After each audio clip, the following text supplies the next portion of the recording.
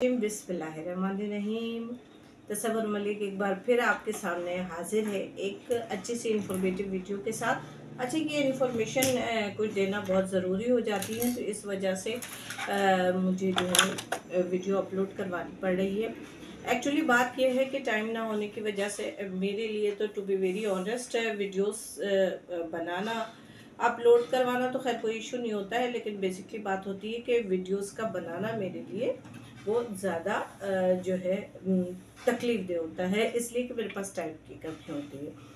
तो जनाब, आज हम बात करने लगे हैं आपका एक बहुत ही हमारा एक हॉट टॉपिक और अल्हम्दुलिल्लाह सक्सेसफुल हॉट टॉपिक है, और इसके बारे में मेरे पास कई तरह से मैसेजेस आ रहे थे, तो मैंने कहा चलो वीडियो के ज़रिए अपने उन तमाम सीरियस क्लाइंट को जो है वो मुतला कर दूँ जो जानना चाहते हैं और जाने के मुतहम्मिल भी है, और प्लस ये कि उनको जो है इंफॉर्मेशन पहुंचाना मेरी ड्यूटी है। अच्छा, तो हम आज बात करने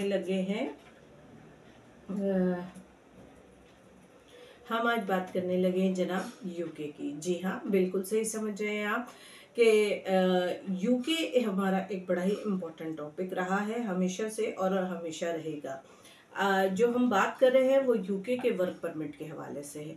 तो हमारे वो टॉपिक को प्रॉपर शुरू करने से पहले आपको मैं ये बताती चलूँ कि मेरे साथ रब्ता वो लोग करें जिनका पहली बात तो ये कि जिनका बैंक बैलेंस मजबूत हो और जो इतनी कसीर तादाद की रकम को बर्दाश्त कर सके, क्योंकि पाकिस्तान में लगभग 360 है रुपए एक पाउंड जो है वो 360 रुपए के बराबर। तो लिहाजा ना तो आपको इसमें कोई कमी बेशी होती है और ना ही आपके पास हर एक के पास इतना अमाउंट होता है।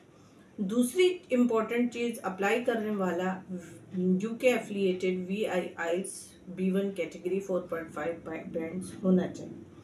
तीसरी इम्पॉर्टेंट चीज़ जो हमारे लोगों को बिल्कुल याद ही नहीं रहती है और हम उसका जिक्र करते हैं, लेकिन हमारे क्लाइंट जो हैं वो इस बात को जो है वो इतना वैल्यू नहीं देते और पहले वो अपने दूसरे कामों में लग जाते।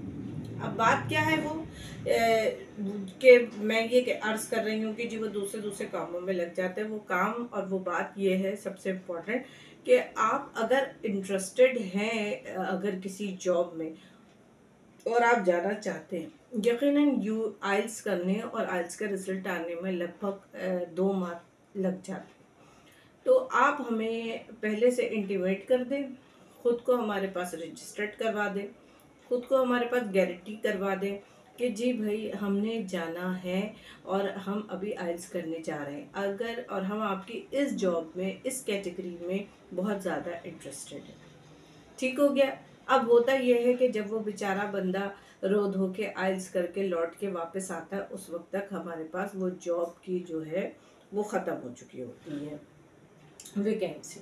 रीज़न ये कि जो यूके की जॉब्स होती हैं वो हमारे पास कोई रोमानिया की तरह एज पर डिमांड नहीं आ रही होती हैं कि जी हज़ारों लोग चाहिए, जी 500 लोग चाहिए, 800 लोग आइए। ये मुख्तलिफ कंपनियां होती हैं जिनमें 10, 15, 20 लोगों की रिक्वायरमेंट होती है जो हम तक पहुंचती है, और हमारे पास 12 दिन 15 दिन हार्डली 1 महीना वैलिड रहती है।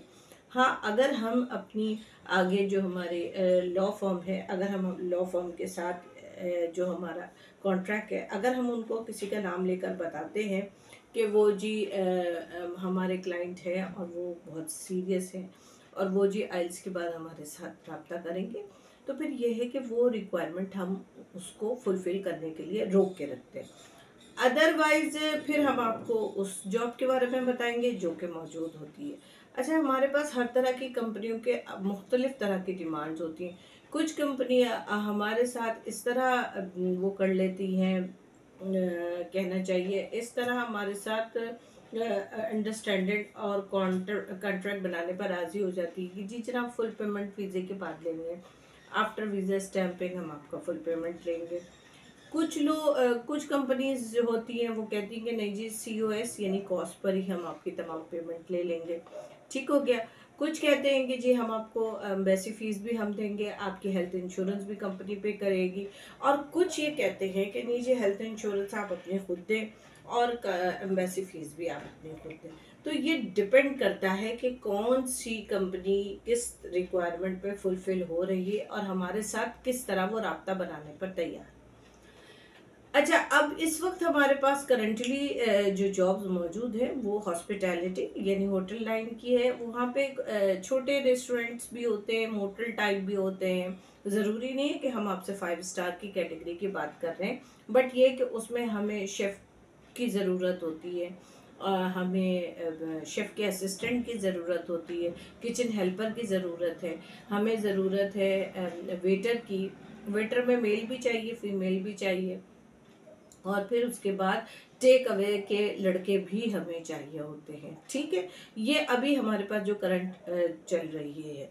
अच्छा, अब इसमें स्टार्टिंग सैलरी जो है वो अराउंड टिप के बाद जो है वो तकरीबन 6-7 लाख बन जाती है, क्योंकि ज़्यादा इसलिए बन जाती है क्योंकि पाउंड पाकिस्तान में बहुत ऊपर है।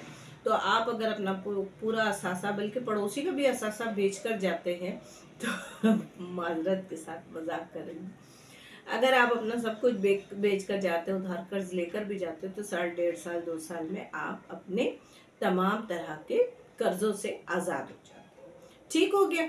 अब ये है कि 3 बातों का खास ख्याल रखिए। जो अप्लाई करना चाहते हैं, जो आइल्स नहीं है, तो वो लाजमी जो है हमें हमारे साथ अटैच हो जाए, हमें इस बात की गारंटी के दे दे कि हाँ जी आइल्स के बाद वो अप्लाई करेंगे, क्योंकि आइल्स में बहुत बड़ी कोई कैटेगरी लेनी नहीं है। B1 जो है वो 4.5 बैंड है।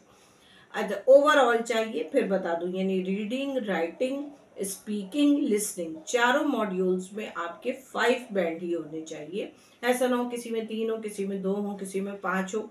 ये बार बार रिपीट इसलिए करती हूँ क्योंकि हमारे लोग जो है सादा से है, वो कुछ चीज़ें सुनते, कुछ चीज़ें स्किप करके वीडियो को नहीं सुनते, जिसकी वजह से जिसकी वज- जिसकी जिसकी वजह से होता ये है कि वो बातें उनकी रह जाती हैं और वो फिर दोबारा से हमसे जो है वो फ़ोन पे भी वही सवालात पूछ रहे होते हैं।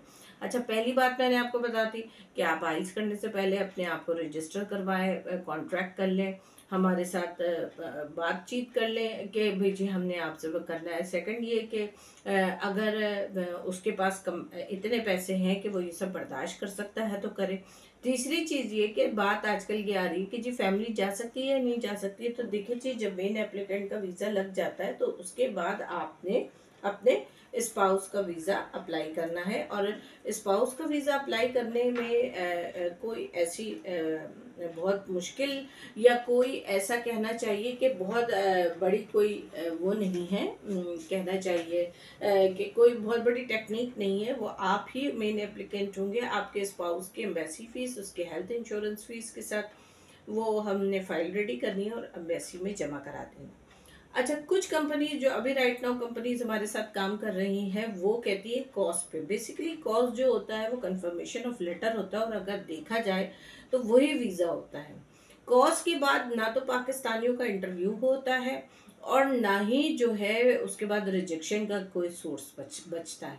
उसके बाद आपकी सिर्फ फॉर्मेलिटी के लिए वीज़ा स्टैम्प होता है, क्योंकि वीज़ा तो उस कॉस्ट पे ग्रांट हो चुका होता है। लेकिन जाहिर सी बात है आप उस पेपर पे तो नहीं जाएंगे, उसके लिए फिर आपको वीज़ा स्टैम्प करने जाना पड़ता है। अब हम और आगे बढ़ते हैं कि हमारे एक बड़े प्यारे से क्लाइंट थे, बड़े अच्छे क्लाइंट। उन्होंने कहा कि जी हमारे एक साथी कह रहे थे कि जी